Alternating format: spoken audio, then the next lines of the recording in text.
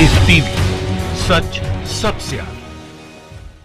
दोस्तों, मैं अब्बास हफीज हूं। किसी को ये चाहत हो जाए कि उसका नाम इतिहास के पन्नों में लिखा जाए और ये चाहत जुनून के अंदर बदल जाए, तो फिर आप सोच सकते हैं कि अंजाम क्या होंगे। अंजाम होगा एक बहुत ही बड़ी मात्रा में फजूल खर्ची जो हो रही है। मोदी जी एक के बाद एक इस तरह के काम करने की कोशिश कर रहे हैं। पटेल साहब का स्टैच्यू बनाया, करोड़ों रुपया उसके अंदर फूका गया, लेकिन देश का गरीब गरीब रहा। और अब इस कड़ी में नई चीज जुड़ी है, संसद भवन की नई इमारत 970 करोड़ के अंदर जो तैयार होगी, उस दौर में जब भारत के अंदर पैसे की एक बड़ी मात्रा में कमी है। लेकिन उसकी इमारत की शुरुआत नींव रखते हुए मोदी जी दलित समाज को इतना गुस्से में ला देंगे, इसकी कल्पना मोदी जी ने भी नहीं की थी। दलित समाज ने कितना अपना गुस्सा जाहिर किया है, जो हमारा मूल निवासी समाज है, ट्विटर पे आप उसकी कल्पना नहीं कर सकते। गुस्सा सिर्फ इसलिए था कि एक संवैधानिक संस्था, संवैधानिक भवन बनाया जा रहा है, जिसकी शुरुआत राष्ट्रपति महोदय को करनी चाहिए। लेकिन फिर भी क्योंकि राष्ट्रपति जी की जाति पाति देख ली गई है, क्या देखा गया है, ऐसा लोगों को कहना है ट्विटर के ऊपर। मैं आपको पढ़ के भी सुना दूंगा।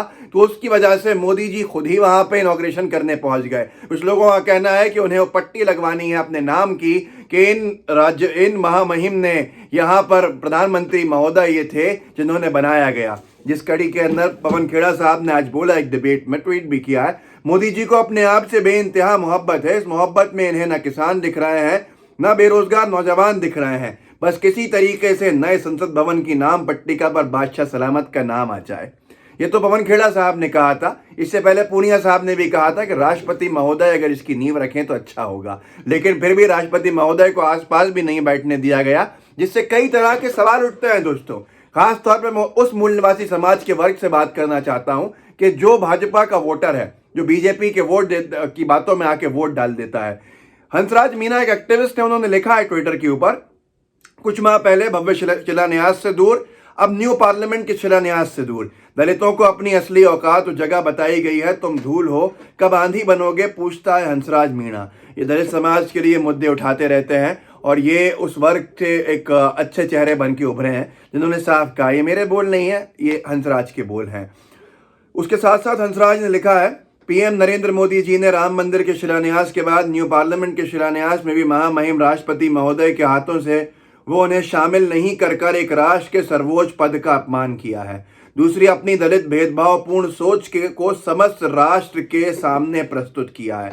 इस पर और भी लोगों ने लिखा है, क्योंकि लोगों का एक ही सवाल है, सबसे बड़ा पद अगर संवैधानिक पद है तो वो राष्ट्रपति महोदय का है। और अगर ऐसी इमारतों को बनाना ही था, फजूल खर्ची करनी ही थी, तो फिर प्रधानमंत्री महोदय नहीं करते हुए अधिकार जो बनता है, संवैधानिक अधिकार, लोगों का मानना है वो राष्ट्रपति महोदय का बनता है। पर मूल निवासी समाज को गुस्सा है, नाराजगी है, वो अपने आप को अपमानित सा महसूस कर रहा है, क्योंकि रामनाथ कोविंद जी उस समाज से आते हैं। लोगों का कहना है कि हम इस समाज से हैं, इसलिए रामनाथ कोविंद जी को नहीं बैठाया गया।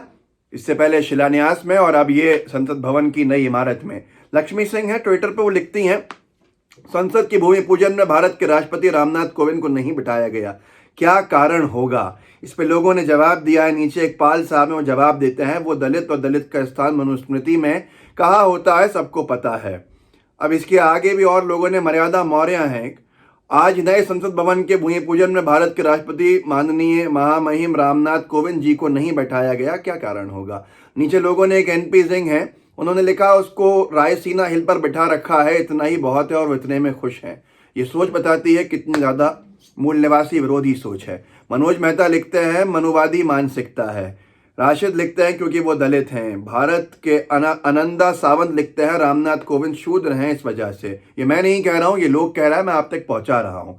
शिवसागर लिखते हैं, संघियों के हिसाब से अछूत जो ठहरे।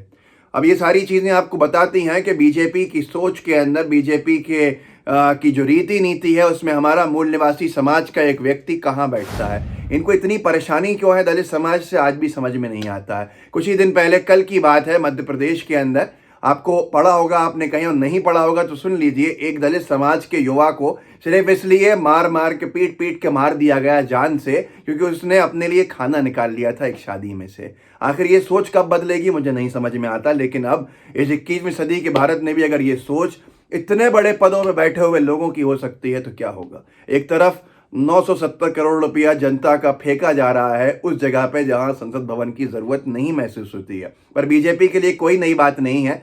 2017 के अंदर चुनाव हारने से पहले बीजेपी के शिवराज सिंह चौहान जी, जो मुख्यमंत्री उस वक्त भी हुआ करते थे, अब भी हैं, उन्होंने 650 करोड़ का अपना मंत्रालय का एनेक्सी बनवाया था। तो आप सोच सकते हैं जितने के अंदर अभी संसद की नई इमारत बन रही है उससे 30% कम के अंदर वो वैसे ही मध्य प्रदेश का भोपाल का वल्लभ भवन का एनेक्सी मंत्रालय जहां खुद बैठते हैं उनके लिए बनाया था। सुब्रमण्यम स्वामी साहब ने भी कोई कसर नहीं छोड़ी है मजे लेने के लिए। भारतीय जनता पार्टी अपनी ही पार्टी को, अपनी पार्टी पर ही उन्होंने एक तरह से तंज कसा है कार्टून शेयर करके। उस कार्टून को आपकी स्क्रीन पर देख लीजिए आप। उसमें लिखा है गरीब आदमी जो है उस स्कूटर के साइड में खड़ा हुआ, एक साहब का कार्टून और साथ में नीति आयोग लिखा हुआ, मतलब अमिताभ कांत साहब का कार्टून है, जिसमें लिखा है why so much tax on petrol, इतना टैक्स पेट्रोल क्यों है। तो नीति आयोग वाले व्यक्ति कह रहे हैं तो कहाँ से पैसा लाएंगे देश चलाने का। उसके बाद उसको साहब जो है देख रहे हैं। उसके बाद वो व्यक्ति कहता है तो फिर नई पार्लियामेंट की बिल्डिंग क्यों बनाई जा रही है। तो वो नीति आयोग वाले व्यक्ति कहते हैं पीछे साहब की तरफ देख के कि देखिए यही मेरा मतलब था बहुत ज़्यादा लोकतंत्र से। तो ये सुब्रमण्यम स्वामी जी ने शेयर करके, इसको ट्वीट करके अपने आप को साफ कर दिया है कि वो सरकार के कामकाज से संतुष्ट नहीं है। ये कौन कर रहा है? भाजपा के अपने राज्यसभा सांसद, भाजपा के अपने कद्दावर नेता। तो आप कल्पना कर सकते हैं कि हालत क्या हो गई है। भाजपा के घर वाले भी भाजपा पर भरोसा नहीं कर रहे हैं। लेकिन आज दुखद ये है कि बार बार रामनाथ कोविंद जी को, महामहिम राष्ट्रपति महोदय को क्यों इन सारी चीज़ों से दूर रखा जाता है। इसके ऊपर मूल निवासी समाज जो है वो ट्विटर पे, फेसबुक पे जगह जगह लिख रहा है कि आखिर क्या वजह है, हमारे समाज के कितने बड़े पद पर बैठे हुए व्यक्ति को क्यों नहीं बिठाया जा रहा है। जवाब आपके पास खुद होगा कि किस लिए नहीं बिठाया जा रहा है। तो अपने आप से सवाल तो कीजिए ही कीजिए, लेकिन जो आपके अनभक्त मित्र होंगे उनसे भी सवाल कीजिए, क्या यही भेदभाव होता रहेगा। और क्या इस दीवानगी में जो नाम कमाने की है, इतिहास के पन्नों में दर्ज कराने की है, भारत में अभी भी लोग भूख से मरते रहेंगे। और सबसे ज़्यादा भुखमरी के शिकार लोग हमारे देश में हैं। उनमें से, उन देशों में से हम एक देश हैं। और ऐसे देश के अंदर 970 करोड़ रुपया नए संसद भवन के ऊपर खर्च किया जाए, जबकि काम बड़े अच्छे से पुराने संसद भवन में चल रहा हो। तो आप सोच सकते हैं कि इस दीवानगी के लिए कितने टैक्स पेयर्स का पैसा कुर्बान होगा। आपने इसीलिए चुना था, या आपने अच्छी शिक्षा अपने बच्चों के लिए, अपने खुद के लिए खाने की गारंटी, अपने खुद के आसपास के लिए एक सुरक्षा वाला वातावरण, एक भविष्य की अच्छी नींव रखने की चीज़, जो पॉलिसीज़ हमारे आने वाली जनरेशन को, नस्ल को फ़ायदा पहुंचाए, इसलिए वोट दिया था क्या?